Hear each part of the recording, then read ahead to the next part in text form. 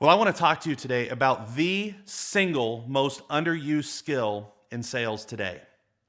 And that single most underused skill is not cold calling, it's not prospecting, it's not closing. In fact, it's not even a part of the formal sales process.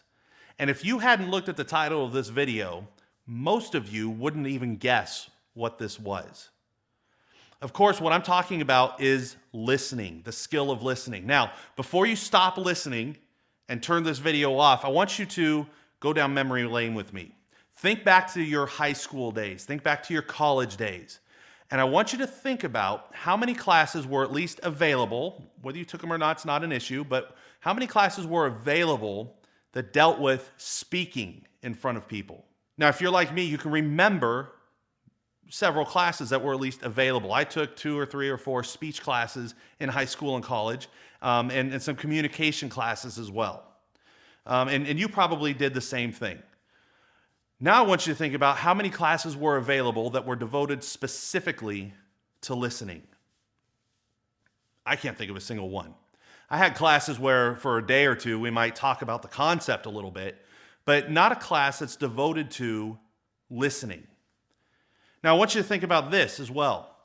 A recent survey says that 25% of your customers say that their media rep is a good listener. That means that 75% of your customers do not think that you're a good listener, whether you are or not. And so I want to talk today about just 3 simple steps and then even a little bit of application about how you can become a better listener. The first step is to stop thinking about other things. Don't think about what you're going to say and how you're going to say it as the other person is talking. Now, this is hard. This isn't a natural thing to do. But as people are talking to you, listen to them. Pay attention to what they're saying. Don't worry about what you're going to say. Make sure you understand what it is that they're telling you. And if you think this is an easy thing, I challenge you to go and do it right now with somebody. Have them talk to you about themselves and start asking you questions about yourself without expecting an answer yet because they're still talking, and try to not think about how you're going to respond. It's very, very difficult. That doesn't mean you're a bad person or a bad salesperson. It's just a hard thing to do and something we need to practice if we're going to become good at it. Second is concentrate. Focus on them.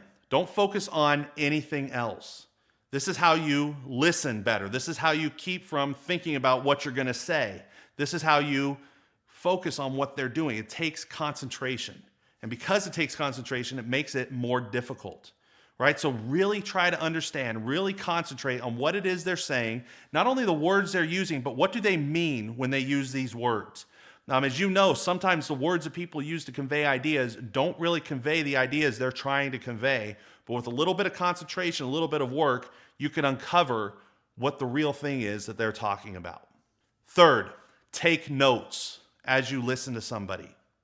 This is a great thing to do. The first thing that will happen if you sit down and you start taking notes with a customer as they're talking, after you pick them up and put them back in their chair because they fell out of it, you're doing a number of things here by taking notes. First of all, you're giving them a visible cue that you are actually paying attention to what they're saying, rather than just sitting there and staring at them and maybe nodding your head and saying, once in a while. If you're taking notes as they're speaking, you're giving them visual confirmation that you're concentrating on them and that you're focusing on what they're trying to say. This also, in taking notes, what it does for you is it lets you come back to things they said and lets you respond to them. So instead of trying to think about, what am I going to say to that as they're saying it? Nope, just write it down and you'll come back to it and think about what you're going to say after they're done speaking to make sure that you're listening. The other thing this does for you is it gives you a written record of what you've talked about, right? I mean, that seems pretty obvious, right? If you're taking notes, yes, you're going to have a written record. But the value in that, of course, is that you go back to the office and you have a written record of what they've said. And so when you bring a proposal to them or you bring a creative idea to them, you're doing it based on what they have told you. And you've got that written down and you've got it recorded. And it's very, very helpful for you after the meeting to have that written record. Okay, so those are 3 simple things you can do in order to improve your listening. Now I want to talk about application. How do you apply this? All right, here's the challenge for you. I want you to go to somebody that you don't know very well, somebody who does not work in your department. And I want you to ask them if you can take 5 or 10 minutes of their time because you want to learn about them.